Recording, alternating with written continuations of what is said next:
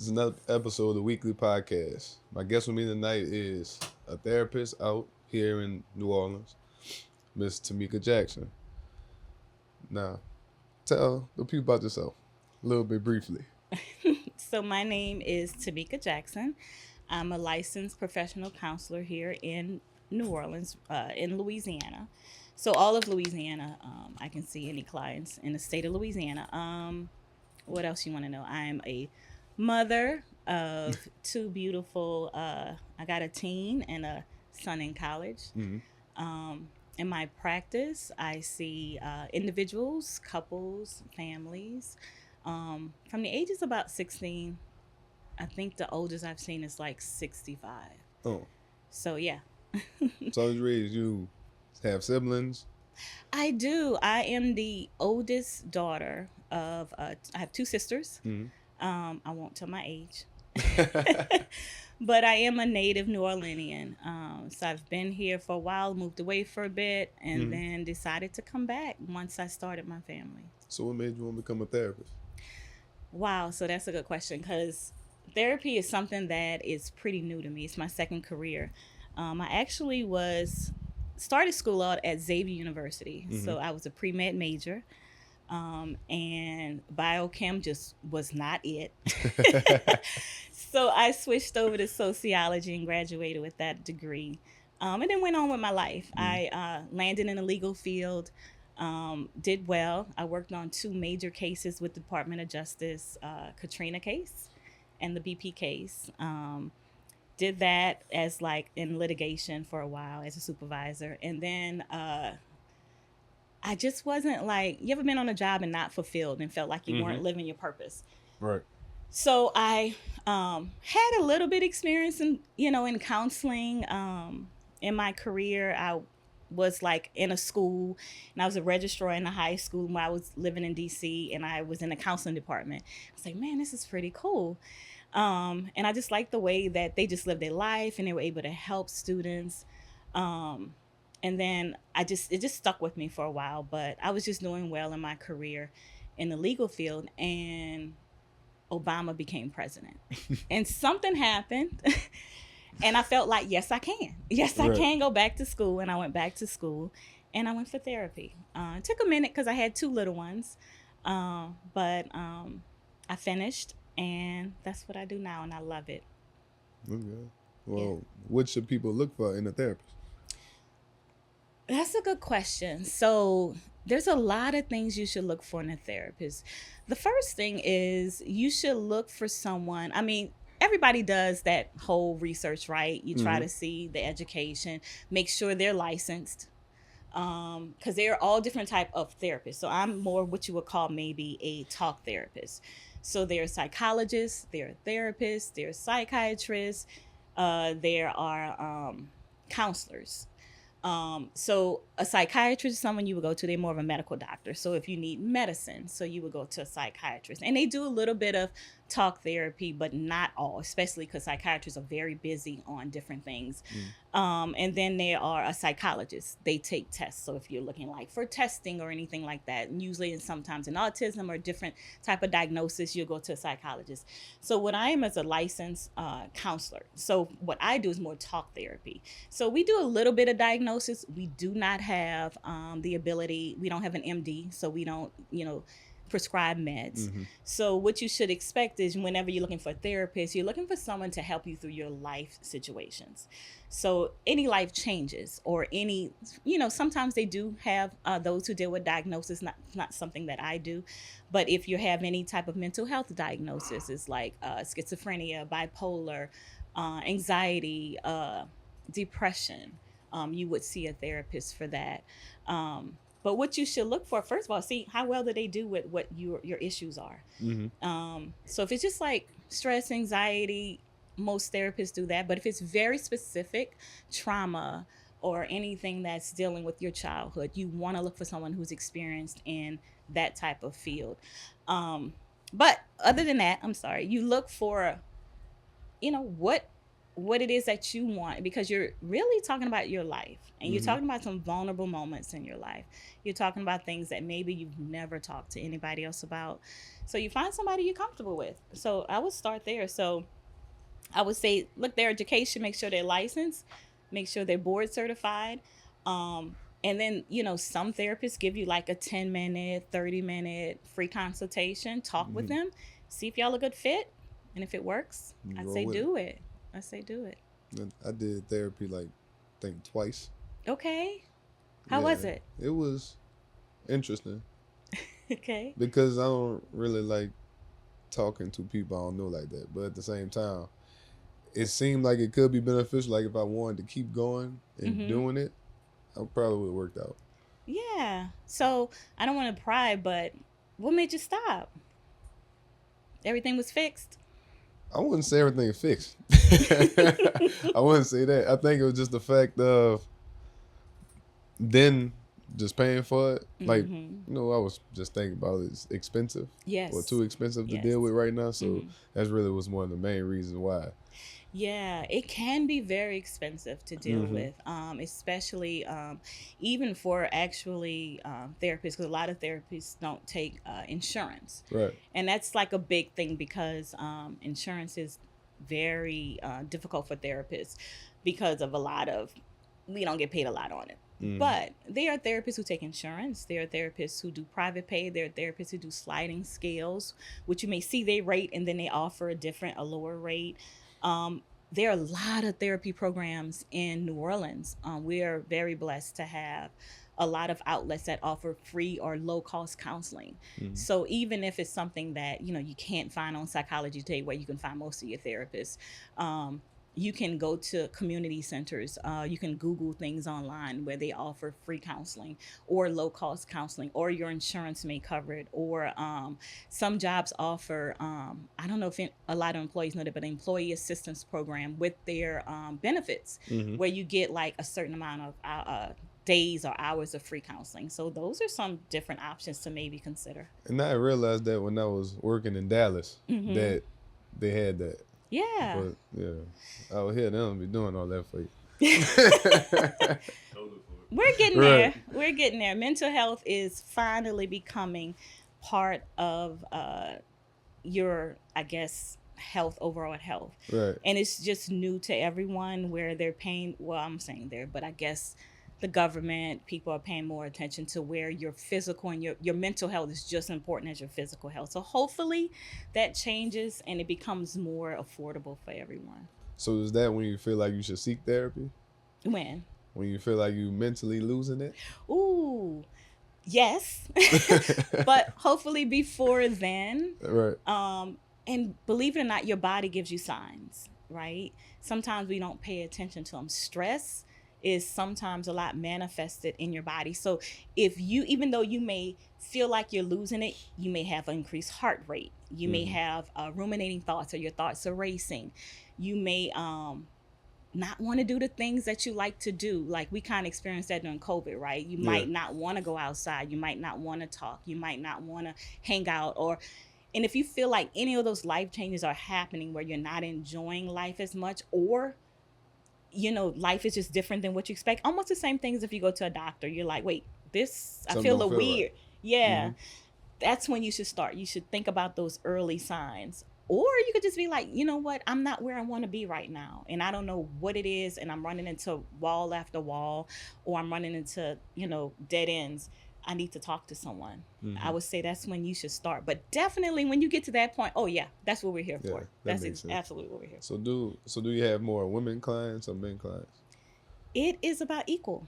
Oh, okay. It's about equal. Yeah, I have I see individual families and couples. So but yeah, I see men only, or men individually, or women individually, or of course couples, but it's about the same. Did that change from when you first started being a therapist till now?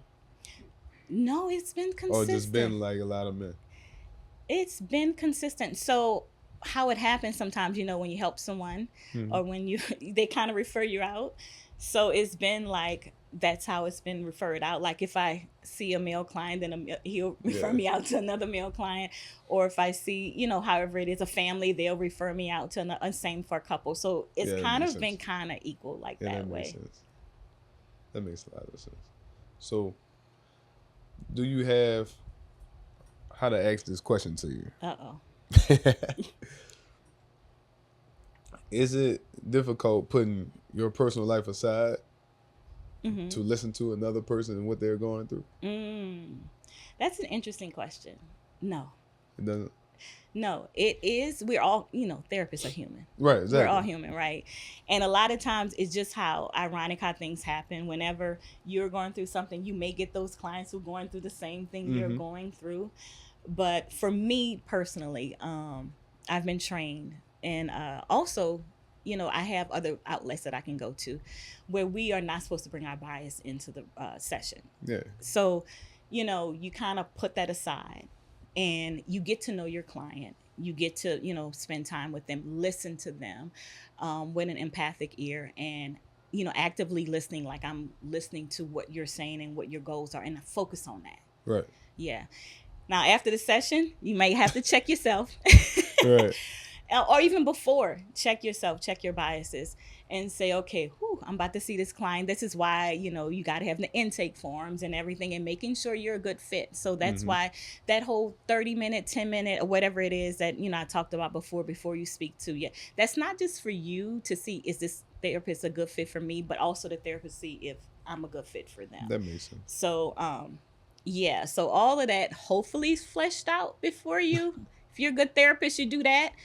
And then you just go on with the session, because we're all human. We all have the same human experiences, but not all the time. But sometimes you do. Sometimes you do.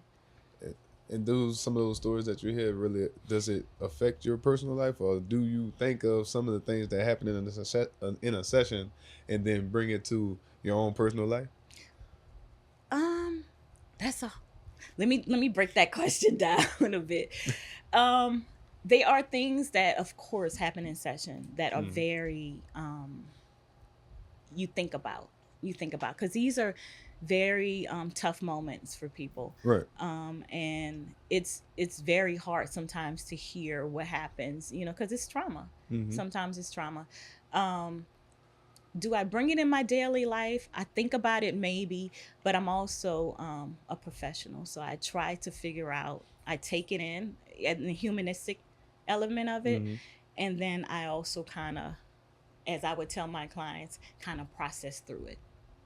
And so then I process through, how am I going to help this person? Right.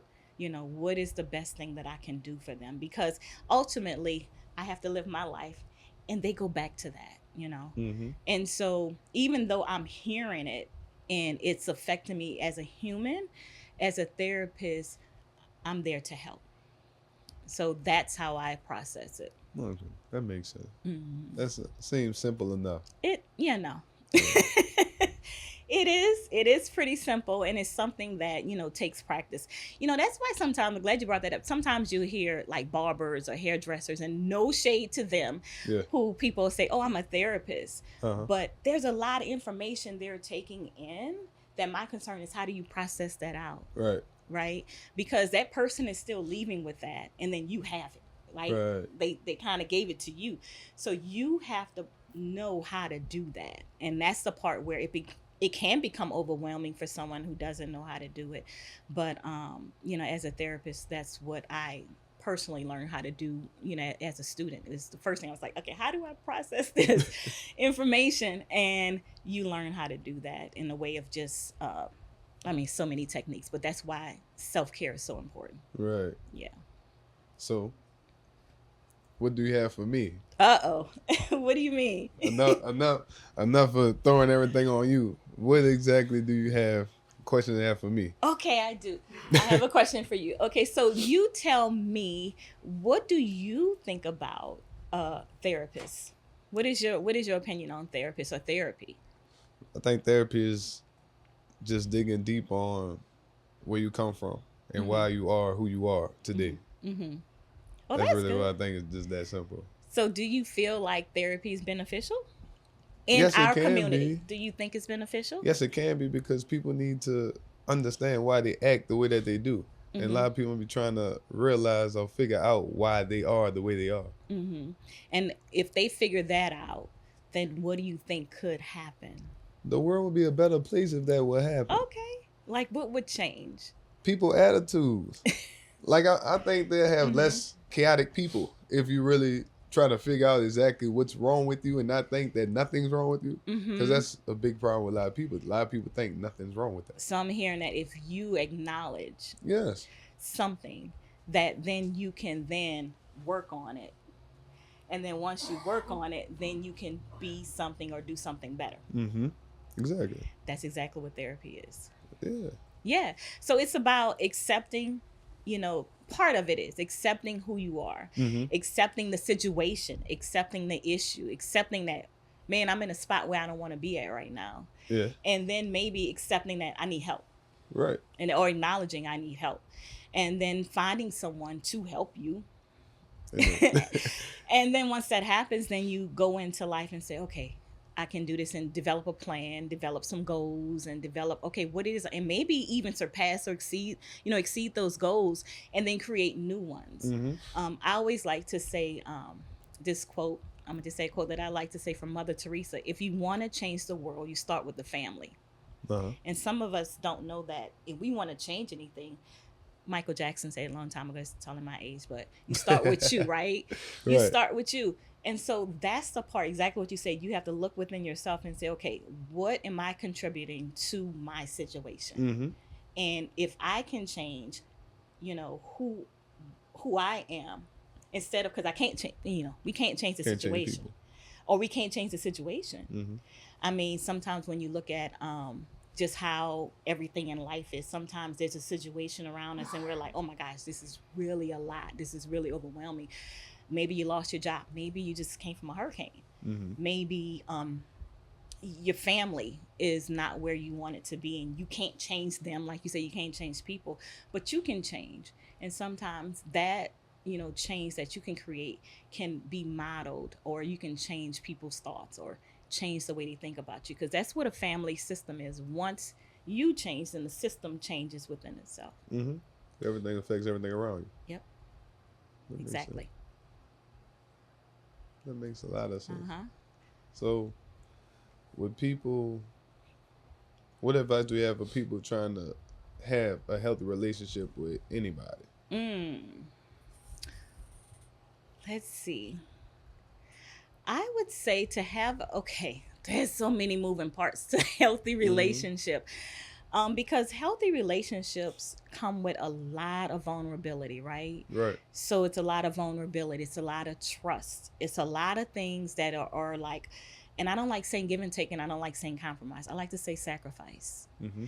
Because sacrifice has some sort of, what's the word for me? It has some way of saying you have to do something. Because if I sacrifice something for you, you have to sacrifice something as well. It gives that, I can't think of the word right now. It'll come to me. But to have a healthy relationship, I would say know what it is before you get into it, first of all. Because there's a lot you have to do to get in one. What you mean by knowing what it is? Vetting the people you have healthy relationships with, and also understanding if you're healthy enough to be in one.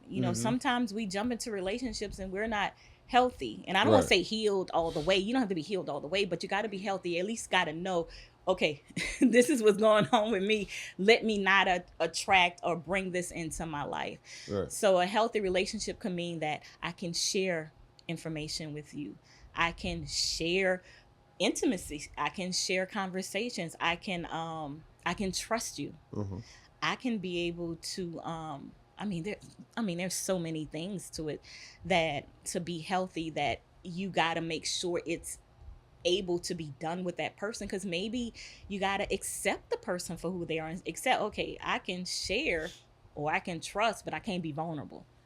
Is that a healthy relationship for you? Not.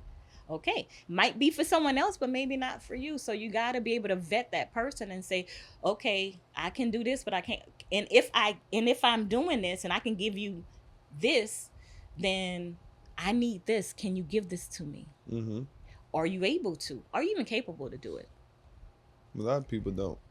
Maybe, maybe not. Some things can be taught, some things can't.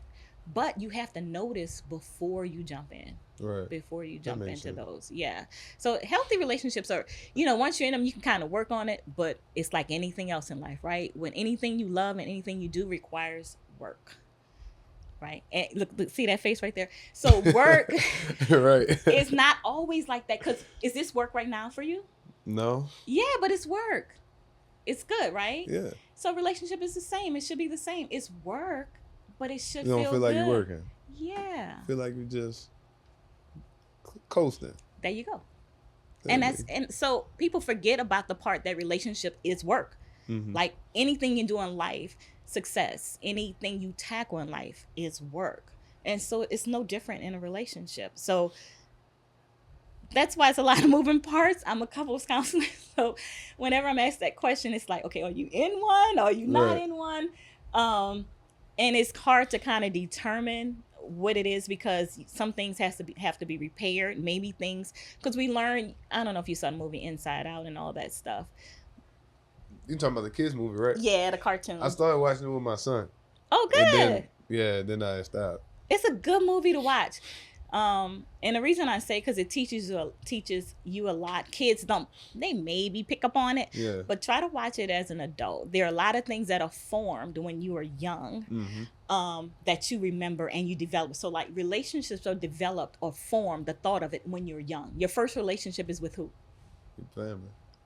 I mean, I'm just asking you. Yeah. Your mom and dad. Yeah. So you learn from that relationship. So you learn a lot of things and then you keep that memory. Now, whether or not that's good for when you get into your romantic relationship is another thing, right? Because it shouldn't be the same thing, but that's what you pick up. So you may pick up, I learned how to resolve conflicts. How or when? Watching your parents. Maybe. If they probably be chaotic, you may be chaotic. Correct. And if they don't, you won't. And you're going to bring that into, because that's all you know, right? Yeah. So you bring that into your relationship. So how I learned to love. From what you see. The examples that you see. Or maybe what you felt. Or maybe what you were given. Maybe your parents hugged you or didn't. Right. Or kissed you or didn't.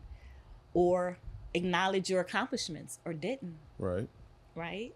And so you learned all those things when you're young, and then they can possibly affect how you are when you become into a romantic relationship. That makes a lot of sense. Yeah. Because I know, like, there's people who have transactional love. Like, what's that? Just like, oh, let me buy you this to show you that I care for you. Let me buy you this to show you that I love you. Like, there's a lot of people that do that. Yeah. And that's, that's a thing. But that's the way that they show love. That's a thing. That's a thing. Yeah. And that's, have you ever, what is called the, oh my gosh, everyone who's watching is going to be like, well, how come she don't know what this is?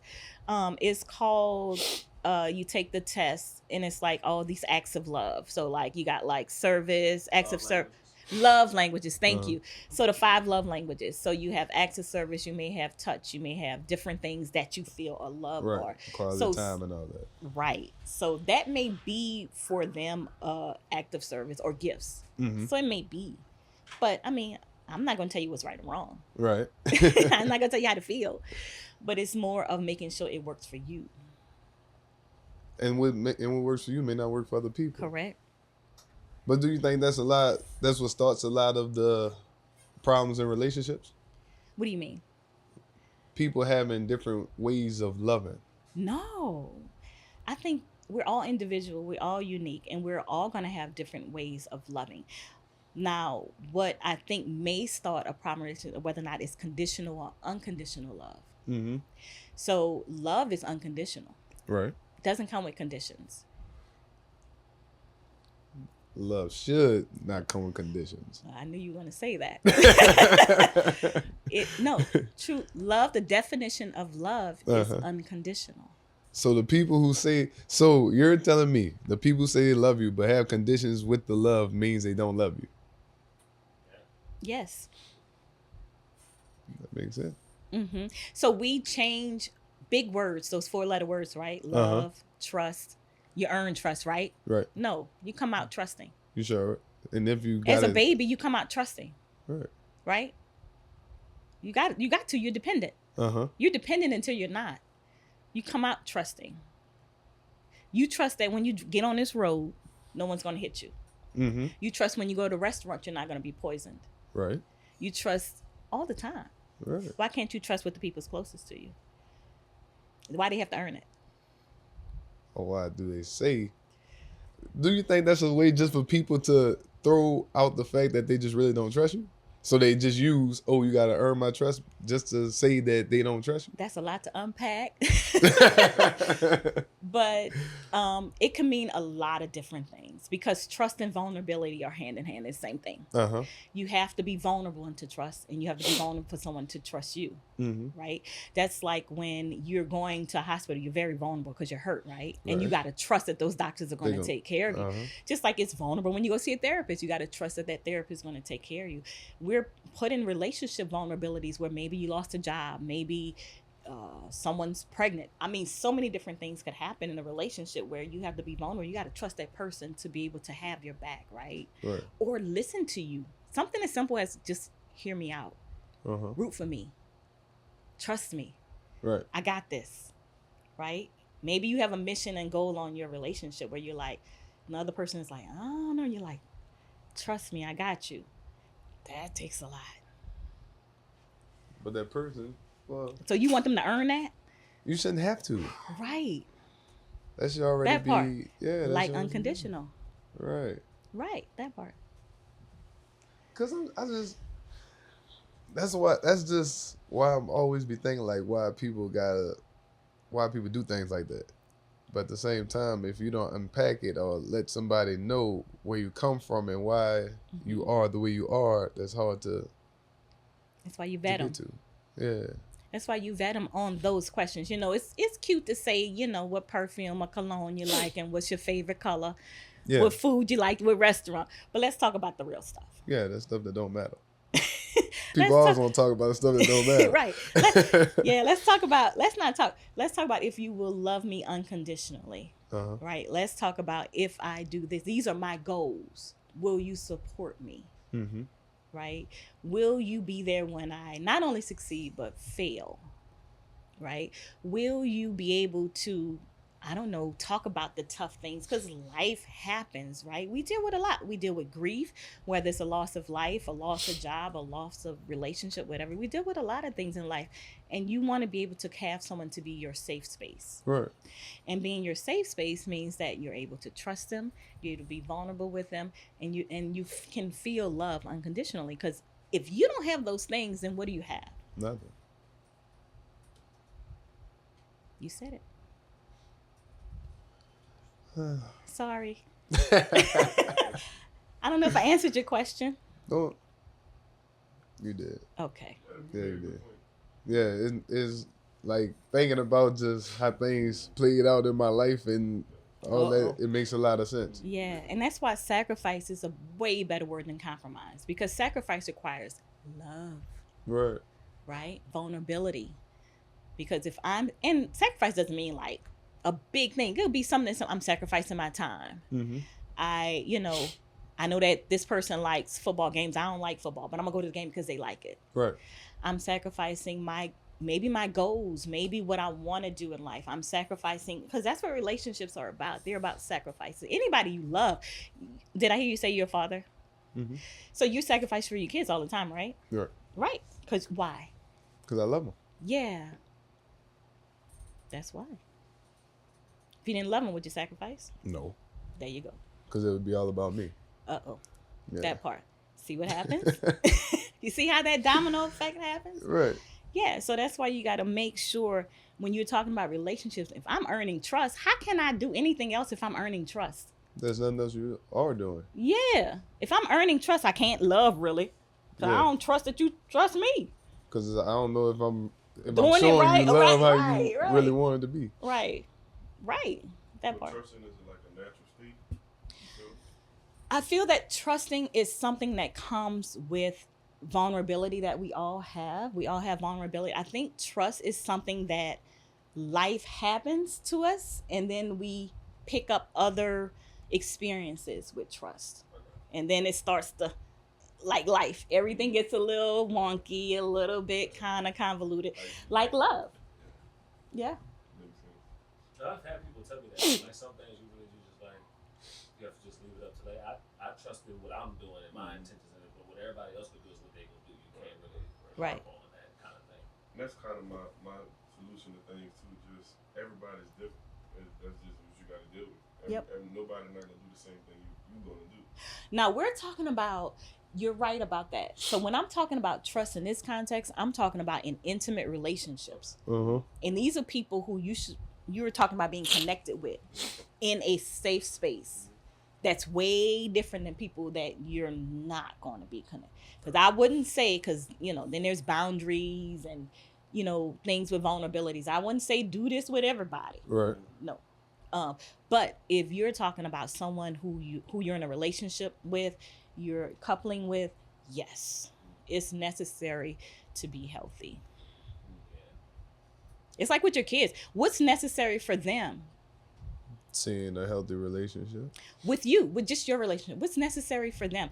They got to feel safe. Right. So what makes them feel safe?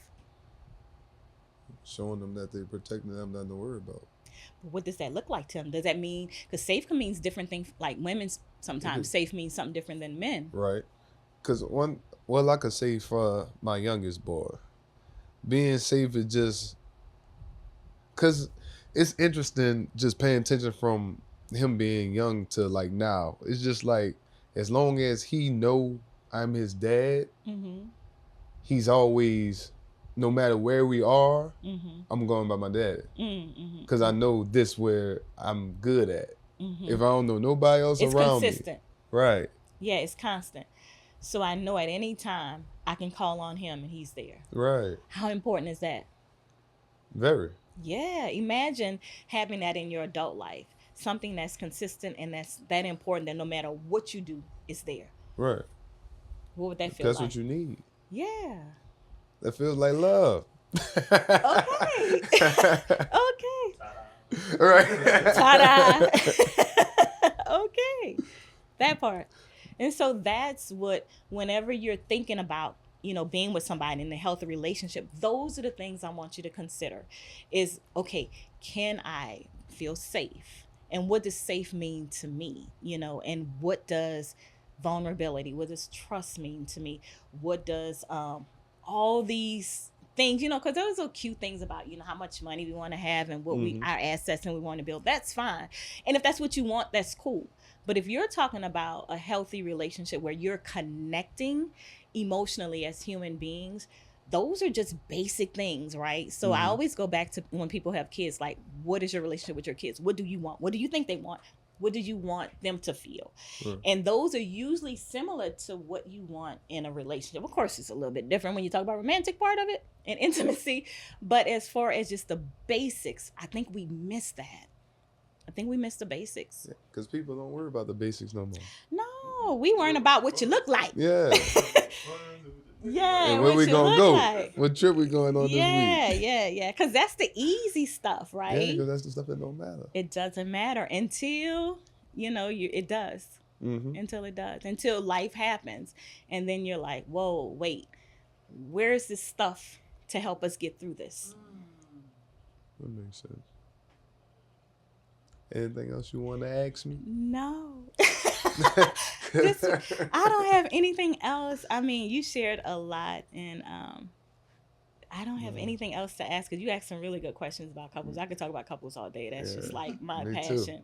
So, anything else you want to ask me? Anybody want to ask me anything? Be what you got. Ma, you got something?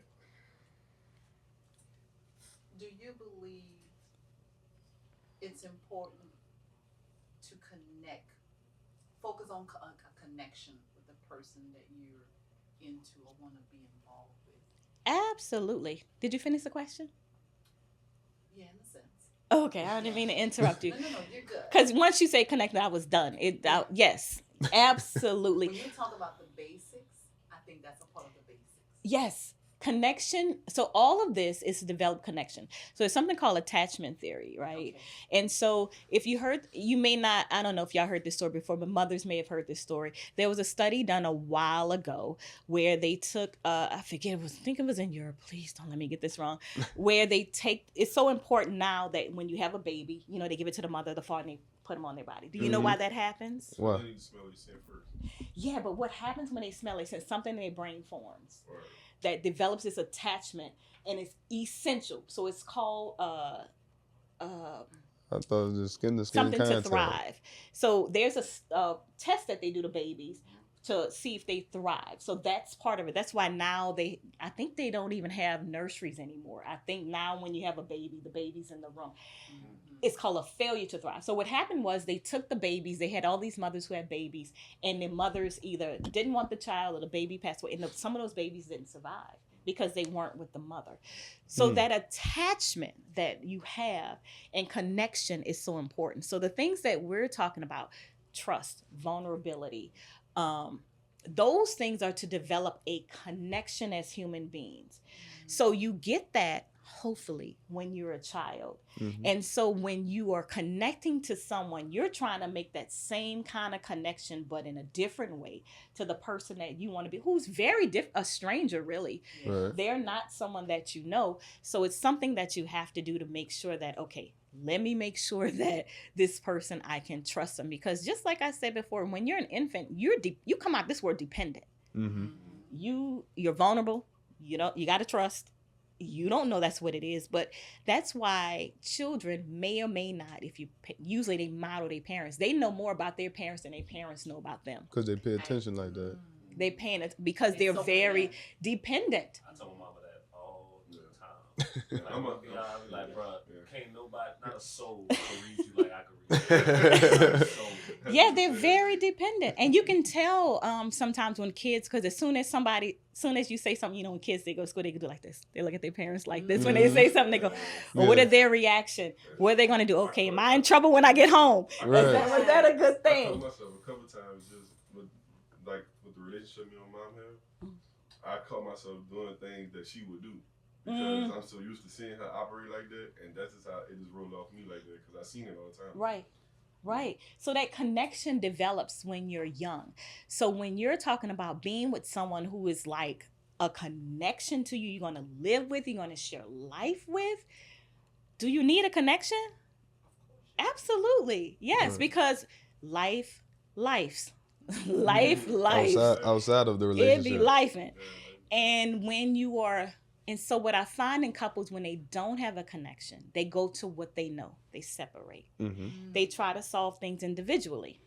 So if they have coping skills of being single, whenever they are going through something, they do their start single acting things. Yeah.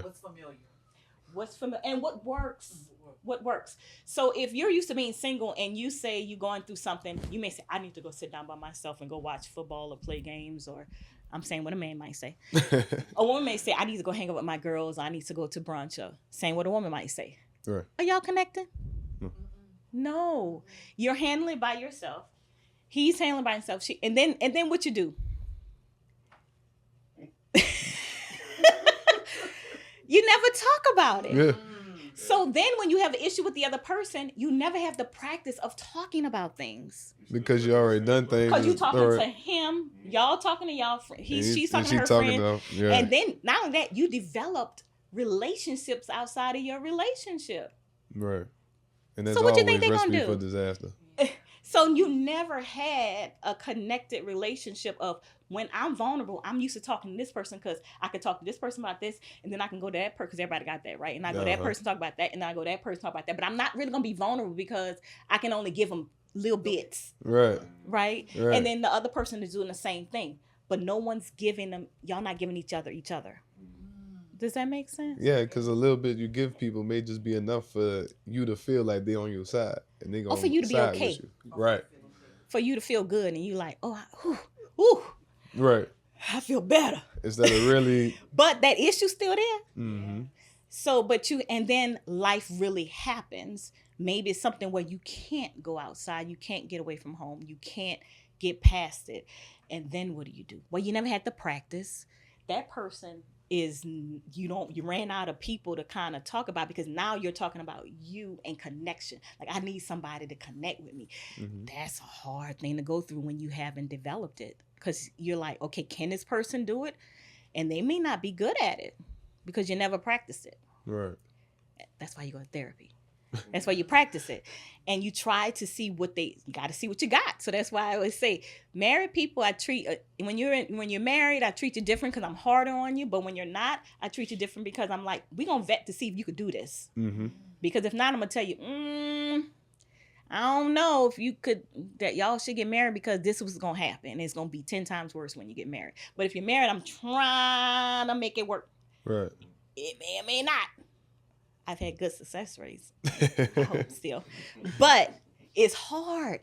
It's hard. It's so hard. So do that first. Then when you get in, it's like, I don't know if y'all play sports. You do all the practice, right? You don't just jump into sports or jump into anything you do. You practice, and then you wait for something, because life is going to life. I promise you it is. It's going to life. Yes. Did I answer your question? Yes, you did. Okay. A holistic approach to counseling, like Mm-hmm. when we talk about connection, there is a spiritual side to it. Mm-hmm. Mm-hmm. I do faith-based counseling. Great. Yes, so I do offer that because I believe that I didn't know where you were going with the holistic approach. I was like, uh-oh, where's she going with this? I believe that whenever you come to me, you come as a whole person, right? So just because I'm sitting there talking about what I learned in a book and different things, you may make your decisions based on your faith, right? Which a lot of people do. I mean, Right. we culturally do for the most part.